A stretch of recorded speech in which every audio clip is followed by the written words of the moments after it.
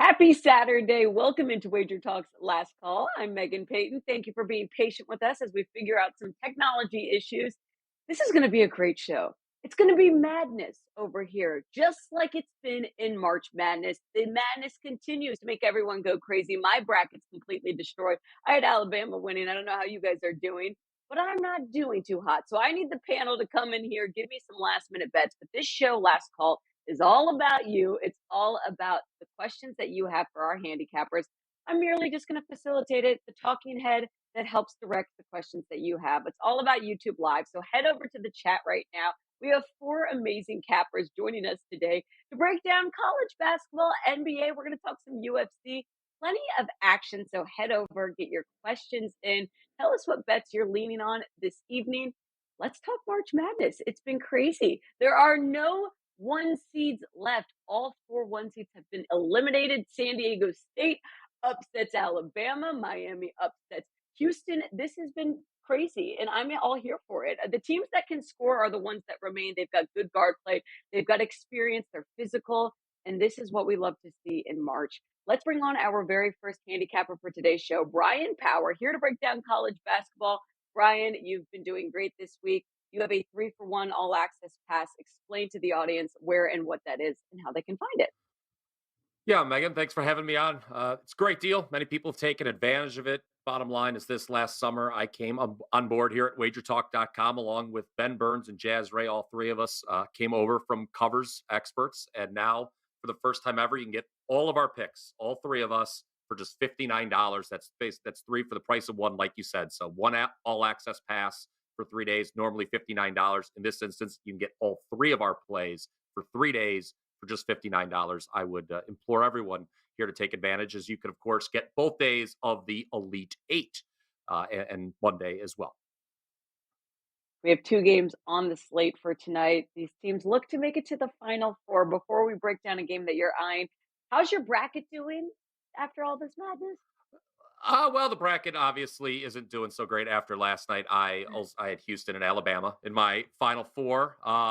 But the good thing is, in our line of work, you're not just beholden to a bracket. It's new Yeah, games every exactly. day, and I'm looking forward to these two games here we've got, because I think as the odds makers are indicating, two very difficult games to break down. Should be two very competitive matchups, I think, here on Saturday. Absolutely, Bryan. You're looking at UConn versus Gonzaga. Tip off at 8:45 Eastern. UConn about a -2.5 favorite. Totals at 153.5. These two teams play great transition offense. UConn has the best efficiency since February 1st. Now, where's their Achilles heel? What do they have to deal with? They've got to deal with Gonzaga's Drew Timme, who's averaging 28 points, 9 rebounds in the tournament. This is going to be a close one. How are you approaching it?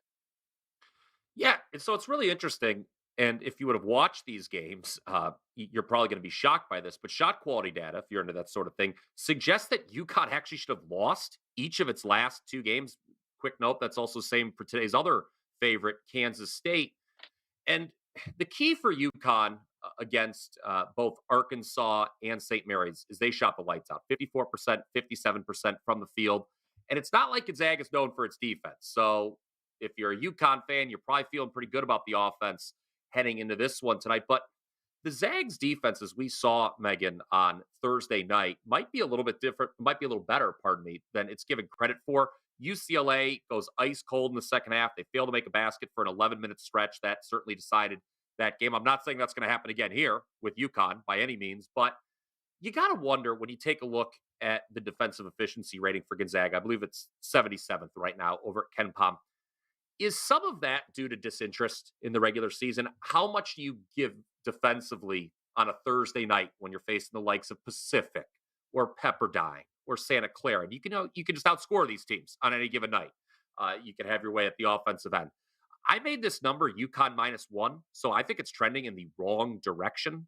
UConn is the new number one over at KenPom. I know a lot of people are going to see that this morning, and so maybe it's the proverbial sell high spot on the Huskies. And remember, Gonzaga, each of the last two games, they've fallen into a double-digit hole and still won, obviously, because they're still playing. If they can avoid that early hole here, I think they move on to the Final Four. I think there's something to be said, Megan, about Gonzaga this year not having that number one seed attached to their name. How many times in the last couple of years have the Zags let us down in that number one seed role? Well, here, I think the pressure's off as a 3 seed. Shot quality data said nothing phony about either of their last 2 wins, despite those double-digit deficits. I'm seeing some threes pop up on the Wager Talk odds screen as we speak. I would take the points here with Gonzaga against UConn. The stakes could not be higher for these two teams looking to get a push to the Final Four. They are no stranger to each other. Lots of history between Gonzaga and UConn. Let's head over to the YouTube live chat. M. Schaefer, what does everyone think of the FanDuel boost? All teams today over 65. Ooh, that's a fun one. I never would want to bet every team to go over its team total. I had an over last night, full disclosure, on Xavier in Texas that cashed, but I typically am an under player. I can't get behind 4 teams in an Elite 8, all having better than expected offensive performances. Or do we agree with Luke here? FAU is a top 5 team in the country.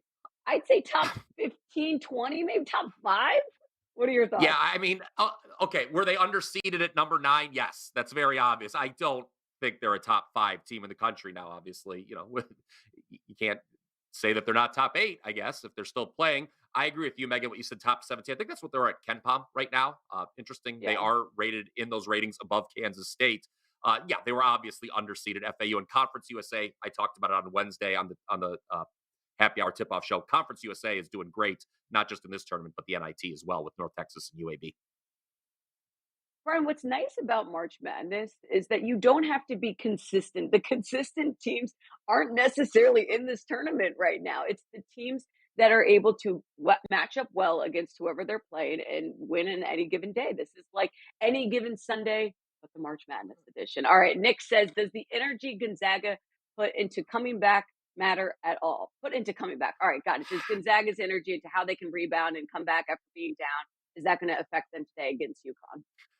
So that was a really interesting second half. Like, I almost thought Gonzaga played like a rope-a-dope against UCLA in the first half, where they let UCLA, who had the short bench, burn themselves out in the first half. I think that's why UCLA went scoreless.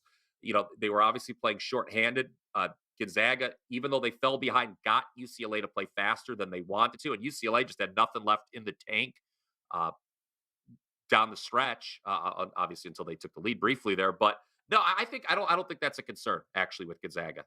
This is a team that wants to play fast, and they're going to play fast. Yeah, it's been fun to watch these two teams. Brian, before we let you go, as far as futures, I know I've asked you this probably every time you've come on because I love to just find a way to dabble into it. Is there anyone that you're eyeing to win the whole thing? Well, it's funny. We're talking about this UConn Gonzaga game. I've seen a lot of chatter online that people are calling this almost a de facto national title game. So if you have a Ooh, strong opinion on this matchup, it's probably good to bet now because whoever wins is going to see their odds drop, I think, rather dramatically. So I think the winner of this game is going to be the favorite to win the national championship. Over on the other side of the bracket, I would lean Creighton right now. I think Creighton might be the best of those 4 teams on the other side.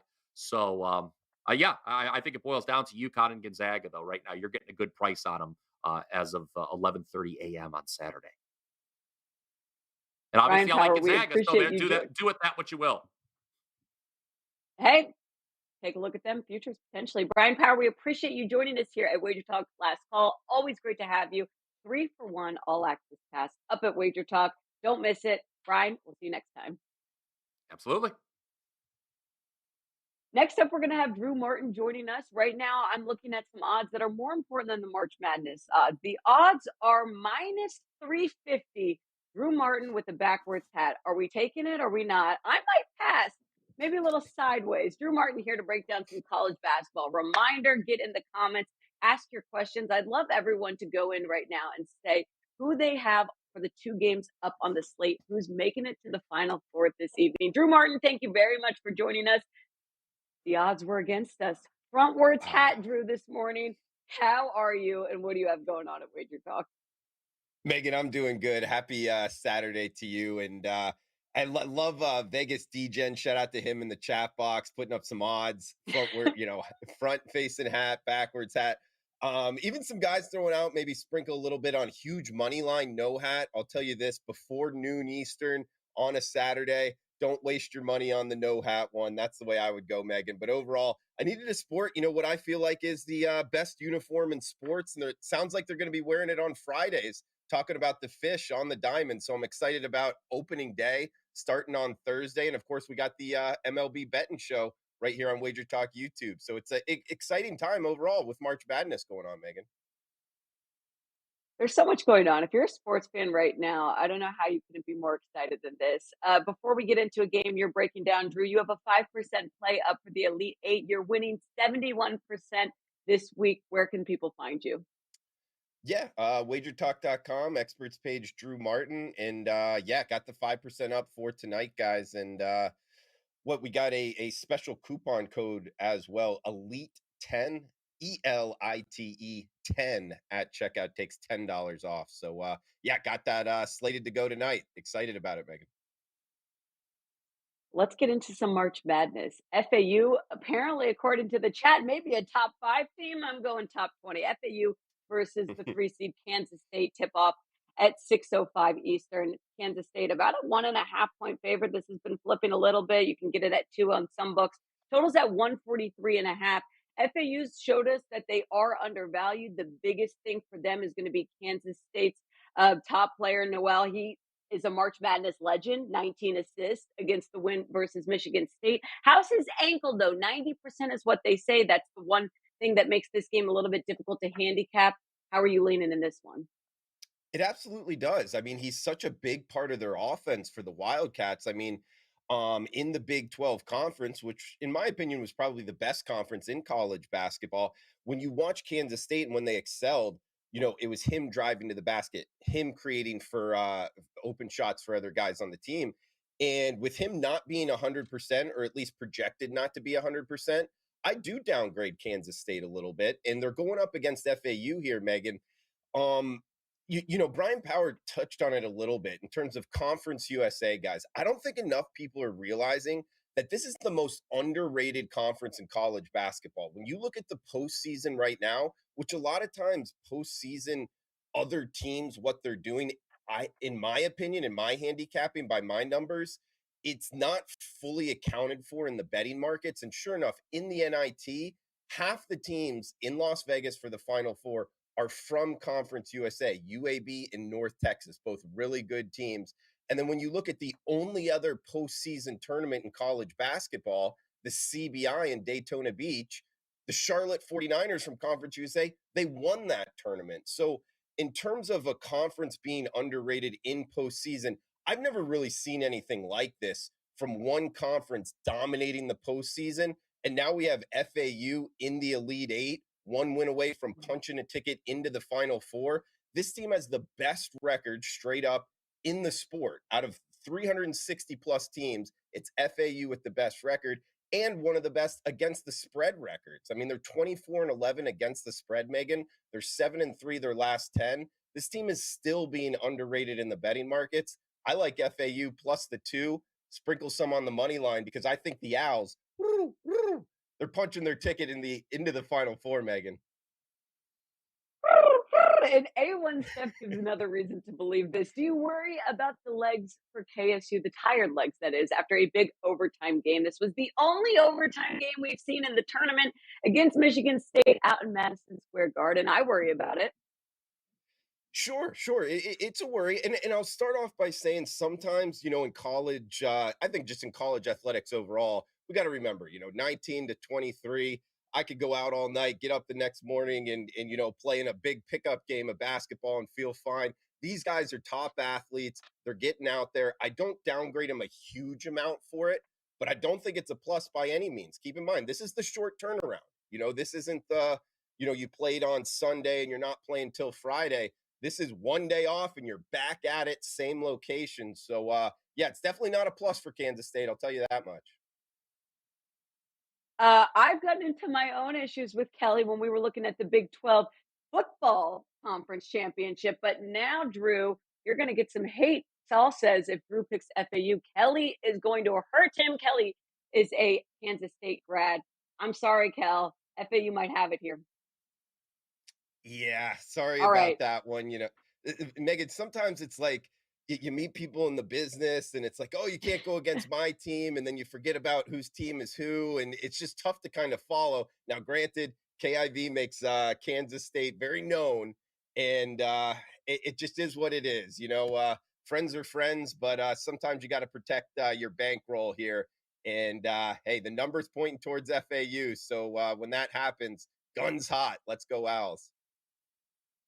I know. Kelly's been great though on Twitter. If you're watching, Kel, I appreciate all of the reverse psychology that she's doing. She'll claim the game's over and be like, it's done, it's it. And then they end up winning. So Kansas State's in for a tough one against FAU. Let's continue on into the YouTube live chat. Neil says, hi, Drew. Do you like UConn versus Gonzaga over 153.5 as the total tonight? It's Yeah, it's an interesting one here, Megan. Of course, we've seen the trend in the tournament go towards the under, and it's been a couple years now where that's been the trend. But with Gonzaga, I guess I'll take the other side. I know Bryan was talking about Gonzaga, their defense maybe being underrated. I don't know. There's been some high scoring games with the Zags. We know UConn and their offense top notch here. It'll be interesting to see. This isn't a total that I fired away on, Megan, so I don't want to kind of lead people one way or the other. But we also, it's interesting to note here, we've seen these teams start fouling pretty early on. That San Diego State Alabama game just last night, that was a dead nuts under pretty much the whole game. Defense was at the forefront really for both teams. Of course, San Diego State, the Aztecs getting the nice upset victory there. But Megan, I don't know if you saw it, like towards the end, Alabama started fouling with like 90 seconds left, and I'm holding an under ticket. That gets real risky, towards the end, just because not a lot of time runs off the clock. And we're seeing these teams foul pretty early on. So keep that in mind when you're betting unders. Um, what we're starting to flirt with mid 150s here. I don't know if I can go over an Elite Eight matchup like that. I lean under, but likely not something that I get down on, Megan. Oh, that Alabama game when you foul with 45 seconds left, down 2 points, bets or no bets, it was a terrible mistake and not good for those who were cashing a ticket on the over. But Drew, I want to switch gears a little bit. Tons going on in March Madness, but you mentioned at the beginning of the show MLB. It's heating up, and you host First Pitch over at Wager Talk. Explain to the audience what we can get excited for as the MLB season gets ready to go. Oh, absolutely. Really excited for this baseball season. First of all, the World Baseball Classic, kind of as the appetizer for the MLB opening day. That was an awesome little tournament they put together. And in terms of baseball betting shows, guys, we're trying to make this, and I think we will, the best baseball betting show out there. So Wager Talk YouTube channel, it's going to be going at 2 o'clock Eastern, 11 a.m. Pacific. We actually might start a half hour early because of the college basketball show. But yeah, Chris Allen, James Bunting, Joe Ranieri, Robert behind the scenes, we're all putting it together. All the handicappers on Wager Talk, a lot on Sports Memo too. We're going to be going every day, breaking down the games, giving you good pitching matchups, the best trends out there, and good analysis on these games. So guys, set it up on Wager Talk and come join us in the live chat as well. Going to be going each and every day. Baseball season starting this week. Nothing like opening day. First pitch over at Wager Talk TV. Drew Martin also has a 5% play up for the Elite Eight today. He's winning 71% this week overall. Drew, we appreciate you joining us here at Last Call, breaking down all the craziness that is March Madness. Have a great rest of your day and go cash some tickets today. Absolutely, Megan. Thanks for having me. Have a great weekend. We continue to talk about March Madness. We will be breaking down NBA. We have UFC later. So make sure right now, if you're new, just joining, head over to the YouTube live chat. This is all about you guys. My questions, my notes, nothing. I'm asking the questions from you. So head over right now, get your thoughts in, get your bets in. Tell me what you're thinking. If you just want to vent it out, that your bracket's done, feel free. Jeff Michaels joining us next. He has been doing fantastic in college basketball. He's got to play up there, Wager Talk. Jeff, how are you, and what do you have at Wager Talk? Yeah, I can't complain. I'm excited to be here, and like Drew, I'm looking forward to some baseball coming up.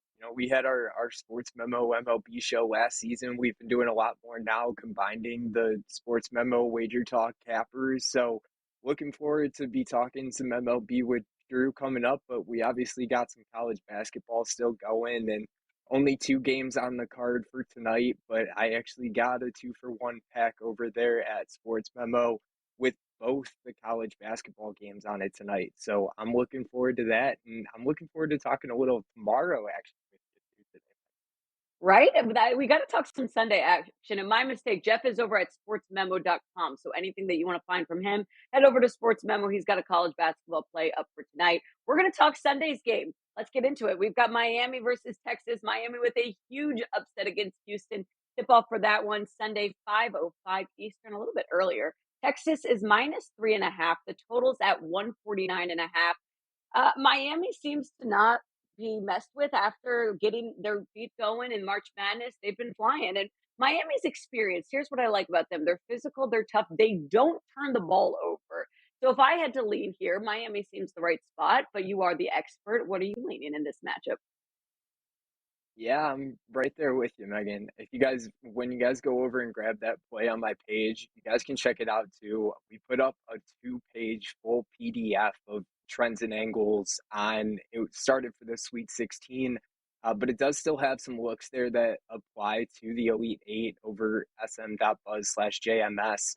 But a couple of those apply to this game, and I'm going to be talking about it. And part of the reason that I do like Miami here, I mean, Texas has shot 50% or better in now 4 consecutive games.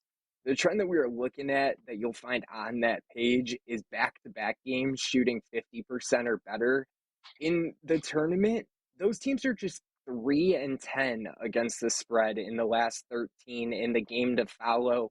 And you want to talk about when a team does it 3 times in a row, those teams are just 1-7 against the spread in the last 8. So the fact that Texas has been able to continue to do this for now 4 straight games is something that doesn't look likely to continue, especially the way that this Miami team has been playing. And, you guys kind of alluded to it earlier, but normally we're talking about by seeds, by rankings, and how those teams perform in the given rounds. Now we can take an different aspect at it. Teams off a win against a number 1 seed playing as an underdog have covered 6 out of the last 10 games, and there was a push in there. So they're 6-3-1 against the spread in the last 10. So now we're talking about not 1 but 2 games tomorrow that you have these teams coming off of high momentum situations and upset wins. Not to mention, Miami had a double-digit win as an underdog against the number 1 seed. And the last thing I'll leave you with, interesting, probably more interesting than a reason to completely back Miami, but there's 6 seeds that we have left. We have 2, 3, 4, 5, 6, and 9 seeds left. Those 5 seeds since 2006 is the only seed that has a winning record in the Elite Eight. They're just 3-2. It's only happened 5 times, but none of the other seeds have a winning record in the Elite Eight since 2006. So definitely something to think about.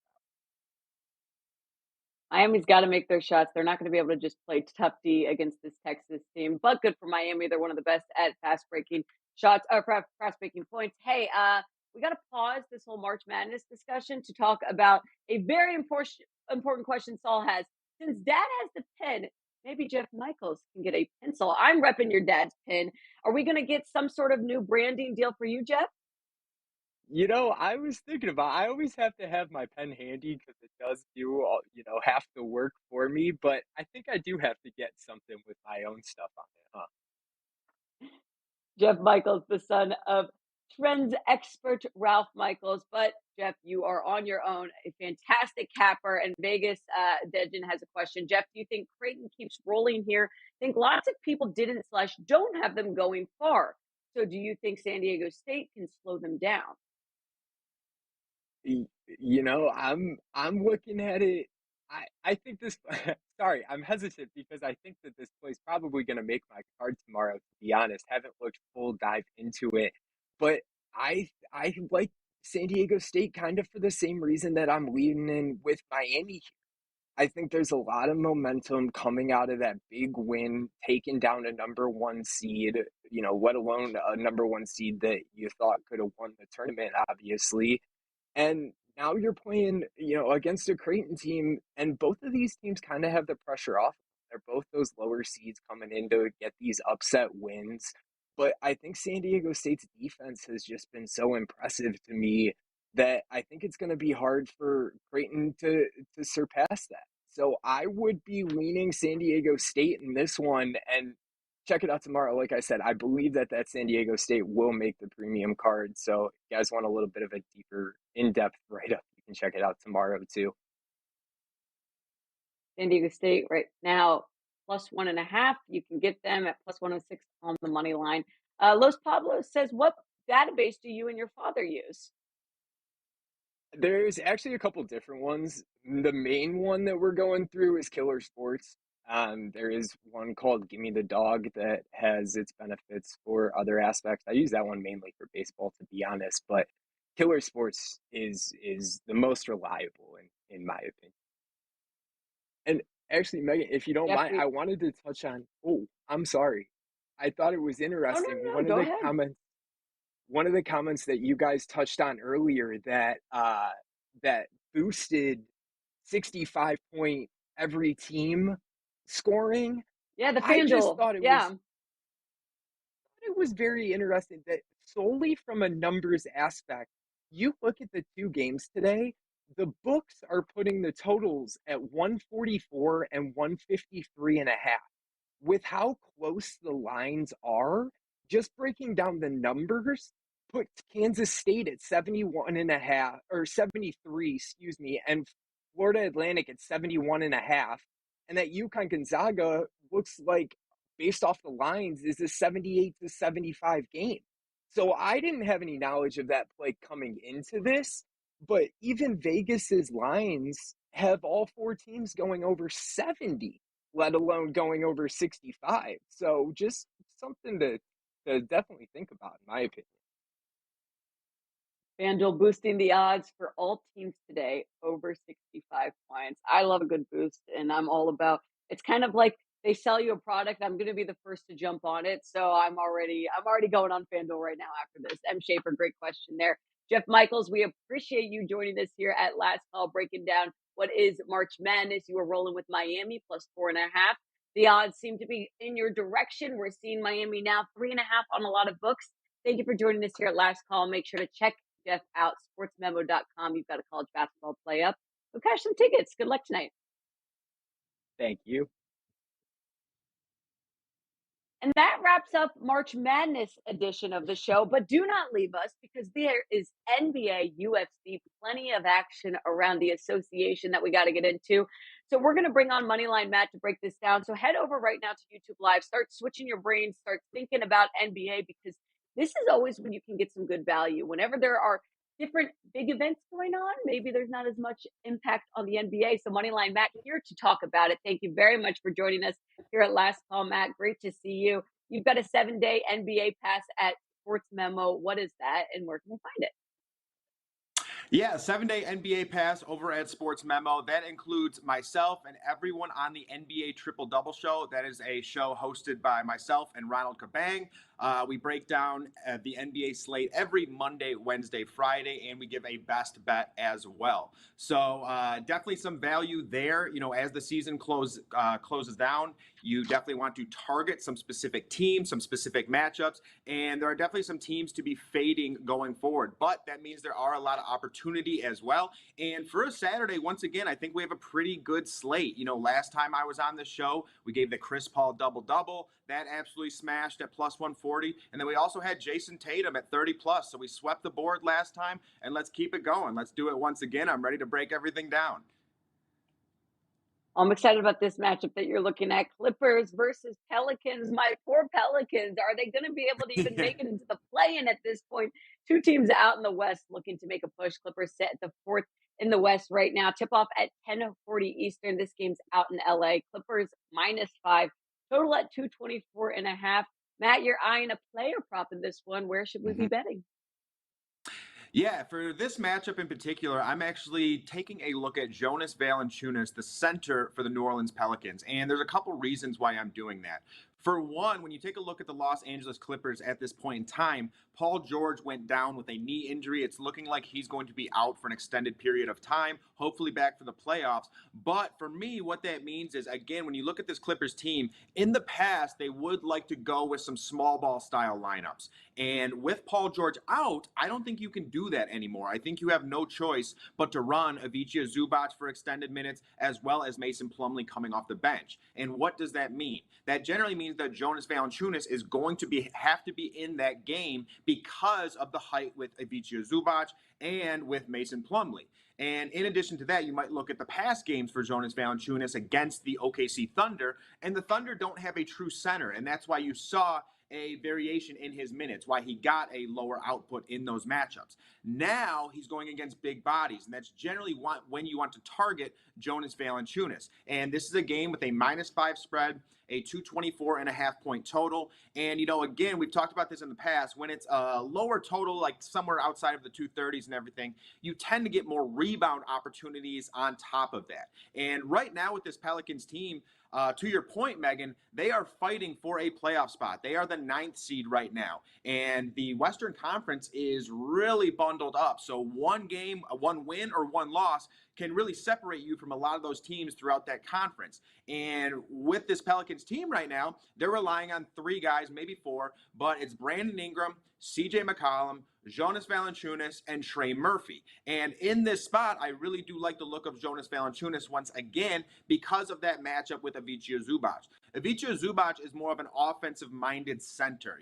He's one of those guys who he likes to focus on the offensive end, trying to get putbacks, getting in his post-up, things like that. And on the defensive end, he really doesn't do all that much. And Jonas Valanciunas is one of the bigger centers throughout the league. He's someone who's very good at backing people down. And if you catch him on the right night, the guy can even make a 3-point shot. He can get his mid-range game going a little bit. And over his last 4 games, he has had 30-plus in 3 out of the 4. The other one, he had 28.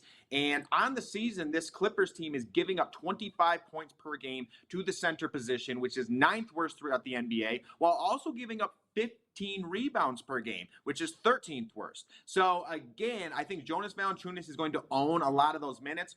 They have Jackson Hayes, who will run that backup 4, backup 5. And I know a lot of people might be a little nervous because Joe Val can get in foul trouble. He's definitely one of those guys who can be very frustrating like that. But once again, going against Ivica Zubac, going against Mason Plumlee, I don't think that's going to happen. So I really do like the look of Joe Val over 27.5 points plus rebounds tonight. Matt, let's talk about another game. Top team in the West versus top team in the East. Baka42 says, Matt, what do you think about Bucks first quarter against the Denver Nuggets? You can get that at even money right now. Yeah, I think that's a great bet. I haven't taken a look at that total, but this is going to be a spot where, these are 2 heavyweights facing off, the Milwaukee Bucks and the Denver Nuggets, the Western number 1 and the Eastern number 1. So again, I think this is a great matchup and a matchup that you can definitely focus on in terms of player props if you want to make a same game parlay or anything along those lines, because you're going to have a close spread. You're going to have a total that should go up a little bit. And, one build-around player that I always love using is Nikola Jokic. And the times that I target Nikola Jokic and his triple-doubles are actually when he's going against bigger bodies, which is like Brook Lopez, which is like a Giannis Antetokounmpo. So basically what I mean by that, too, is because he gets up in his post-up. And when you have someone like Brook, when you have someone like Giannis, you can't back them down as easy. So he's going to dish out to the corners, the cutters, things like that. When you have guys like Jamal Murray, very good from the outside. Michael Porter Jr., it depends on the night, but he's definitely a spark plug. If he makes his first shot, he can be in for a big night. And then even someone like Aaron Gordon and KCP. So these 2 teams are definitely offensive powerhouses. I definitely think as well that with someone like Giannis Antetokounmpo, the Nuggets don't match up very well against him. They're going to have Aaron Gordon on him or Michael Porter Jr., and both guys I could very much see struggling. So it could be one of those matchups where you see a nice early and often Giannis Antetokounmpo getting after the basket, getting his teammates involved, things of that nature. So I definitely could see this game starting off fast, scoring early and often, but I haven't taken a look at that first quarter total, but I do think that would be a nice look. First quarter total for Bucks Nuggets 57.5, potentially eyeing the over there. Luke says under in Nets Heat.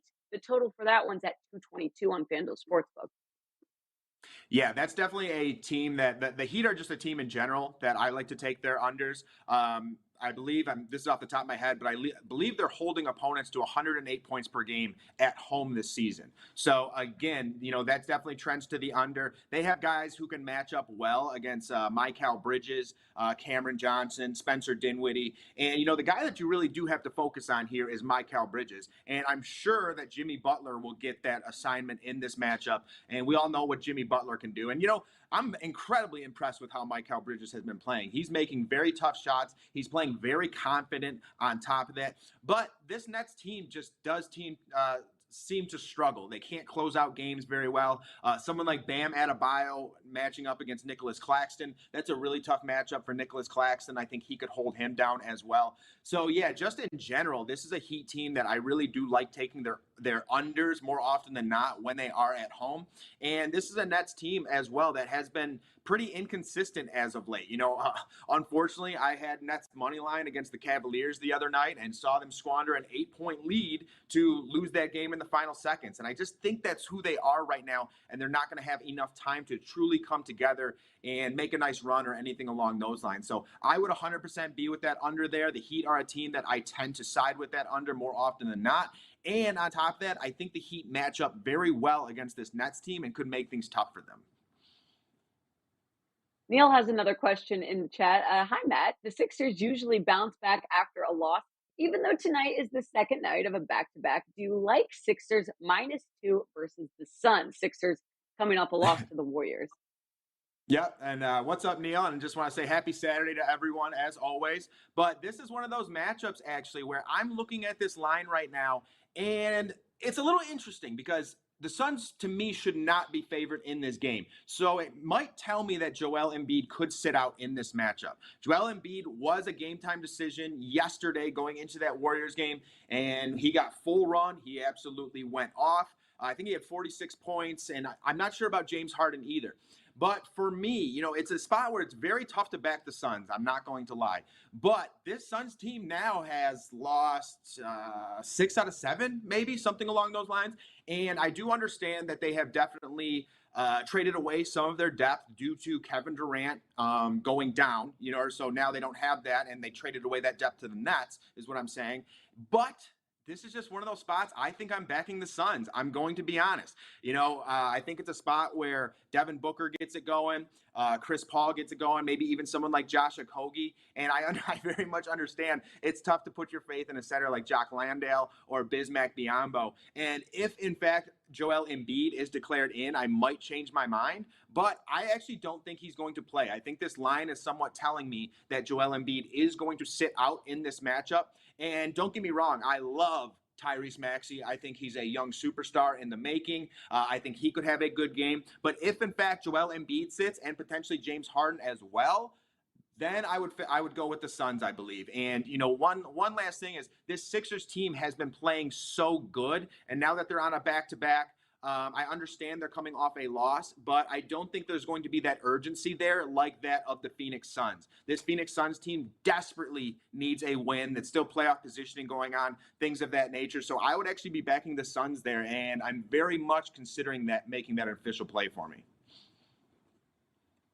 Well, Neil, getting out the official plays out of Moneyline Matt. We appreciate it. Hey, let's talk UFC real quick before we let you go. Any quick leans on the slate for tonight? Yeah, guys, real quick, I want to talk about the main event with Chito Vera and Corey Sandhagen.